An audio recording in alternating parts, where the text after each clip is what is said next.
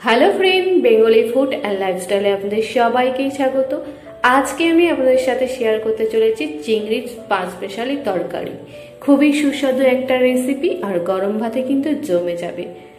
আমরা বাঙালিরা সবাই কম বেশি চিংড়ি মাছ খেতে ভালোবাসি, তো এইভাবে রান্না করবেন। আজকে যেভাবে আমি শেয়ার করছি, আশা করি আপনাদের খুবই ভালো লাগবে। তো এই পাঁচ স্পেশালি চিংড়ি রান্না করার জন্য আমি 300 গ্রাম চিংড়ি নিয়েছি। তো চিংড়ি মাছগুলোকে ভালো করে ছাড়িয়ে কেটে নিয়েছি এবং ভালো করে ধুয়েও নিয়েছি। তো নুন হলুদ দিয়েছি, পরিমাণ মতোই নুন হলুদ ইউজ করেছি, মানে 300 গ্রাম মাছে যতটুকু লাগে। তো ভালো করে কিন্তু মেখে নেব।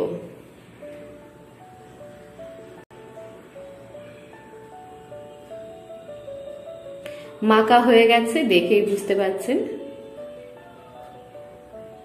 সবজির মধ্যে নিয়েছি পটল, কুমড়ো, আলু, পুঁইশাক ডুবো ডুবো করে কেটে নিয়েছি, আর পুঁইশাকটা লম্বা করে কেটে নিয়েছি, মাঝখান দিয়ে চিড়েও দিয়েছি। আদা বাটা নিয়েছি পরিমাণ মতো, তেজপাতা, শুকনো লঙ্কা, কাঁচা লঙ্কা আর পাঁচফোড়নও নিয়েছি।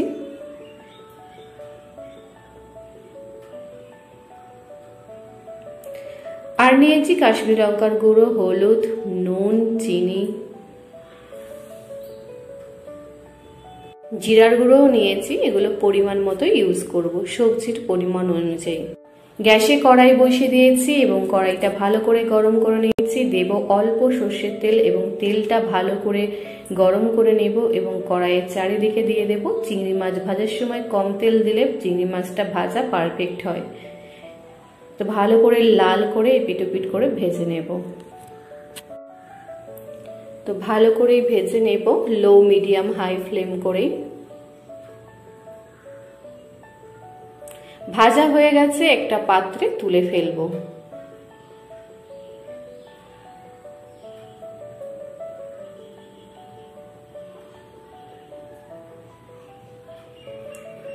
তো ভাজা হয়ে গেছে, দেখে বুঝতে পাচ্ছেন। এবার আরো একটু সর্ষের তেল দেব। রেসিপিটা কিন্তু পুরোটাই সর্ষের তেল দিয়েই করব, তাতে করে টেস্ট বেটার হবে। আর তেলটা কিন্তু ভালো করে গরম করে নেব, কারণ তেলের কাঁচা ভাব থাকলে কিন্তু রেসিপিটা পারফেক্ট হয় না। তো ভালো করে তেলে যে গ্যাজাটা হয়, সেই গ্যাজাটা যাতে না থাকে সেইভাবেই গরম করে নেব। দিচ্ছি পাঁচফোড়ন, তেজপাতা, শুকনো লঙ্কা আর কাঁচা লঙ্কা। তো শুকনো লঙ্কাটা যখন কালো হয়ে যাবে তখন বুঝতে হবে সবগুলো মানে ভাজা হয়ে গেছে। কাঁচা লঙ্কাটা নিজেদের স্বাদ অনুযায়ী ইউজ করবেন।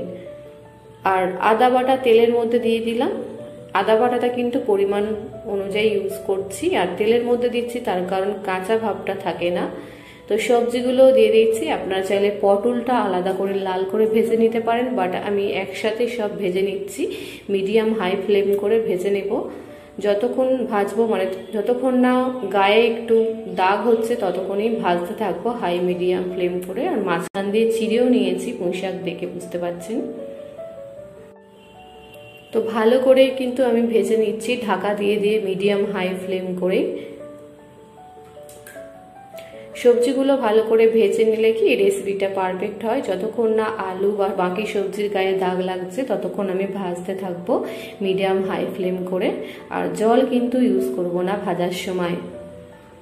তো ভাজা হয়ে গেছে, প্রায় 5 মিনিট ধরে ভেজে নিয়েছিলাম। বাকি মশলা আমি দিয়ে দিচ্ছি নুন, হলুদ, জিরার গুঁড়ো আর কাশ্মীরি লঙ্কার গুঁড়ো। এগুলো কিন্তু সবজির পরিমাণ অনুযায়ী ইউজ করছি, মানে 1 চামচ করে ইউজ করছি। তো ভালো করে কিন্তু আমি কষিয়ে নেব। মশলা যতটা কষানো পারফেক্ট হবে, রেসিপি কিন্তু ততটাই পারফেক্ট হবে। তো দেখেই বুঝতে পাচ্ছেন আমি প্রায় 4-5 মিনিট হাই মিডিয়াম ফ্লেম করে কষিয়ে নিয়েছিলাম। তো একটু গায়ে লেগে যাচ্ছে কড়াইতে, তাই অল্প আর একটু জল দিয়ে আরো 1-2 মিনিট মিডিয়াম হাই ফ্লেম করে কষিয়ে নেব। কষাতে কষাতেই কিন্তু আমার কুমড়ো সিদ্ধ হয়ে গেছে, আলু হাফ সিদ্ধ হয়ে গেছে, বাকি আছে পুঁইশাকটা। তো অল্প পরিমাণ জল দিয়ে দেবো, দিয়ে মোটামুটি 10 মিনিট মতো ঢাকা দিয়ে রাখবো। কিন্তু তার আগে চিংড়ি মাছগুলো দিয়ে দিচ্ছি, তাতে করে কি হয় চিংড়ি মাছের মধ্যে মশলা যাবে এবং চিংড়ি মাছটা সিদ্ধ হয়ে যাবে। তো ভালো করে মিক্স করে নিচ্ছি এবং 10 মিনিট মতো আমি মিডিয়াম ফ্লেমে ঢাকা দিয়ে রাখবো। অল্প একটু চিনি দিয়ে দিচ্ছি, তার কারণ হচ্ছে মিষ্টিটা একটু কম হয়েছে। তো 10 মিনিট মতো ঢাকা দিয়ে রেখেছিলাম, ঢাকনা খুলে একটু ভালো করে নেড়ে দিচ্ছি। সবকিছু সিদ্ধ হয়ে গেছে, পুঁইশাক, কুমড়া, আলু দেখেই বুঝতে পাচ্ছেন। এবং নুন আর মিষ্টিটাও আমি টেস্ট করে নেব। নুন মিষ্টি যদি পারফেক্ট হয় রেসিপিটা কিন্তু পারফেক্ট হবে। তবে মিষ্টিটা কিন্তু নিজেদের স্বাদ অনুযায়ী ইউজ করবেন। অনেকে একটু তরকারি মিষ্টি মিষ্টি খেতে ভালোবাসে, আর অনেকেই ঝাল মিষ্টি, তো সেটা নিজেদের স্বাদ অনুযায়ী ইউজ করবেন। তো এটা আমার রেডি হয়ে গেছে। এটা কিন্তু আপনারা গরম ভাতের সাথে পরিবেশন করবেন, অনেক সুন্দর খেতে লাগে। তো আমি টেস্ট করে দেখলাম সব কিছুই ঠিক আছে। সো ফ্রেন্ড, আমার এই রেসিপিটা যদি আপনাদের ভালো লেগে থাকে তো অবশ্যই লাইক, কমেন্ট আর আপনাদের ফ্রেন্ড অ্যান্ড ফ্যামিলির সাথে শেয়ার করবেন।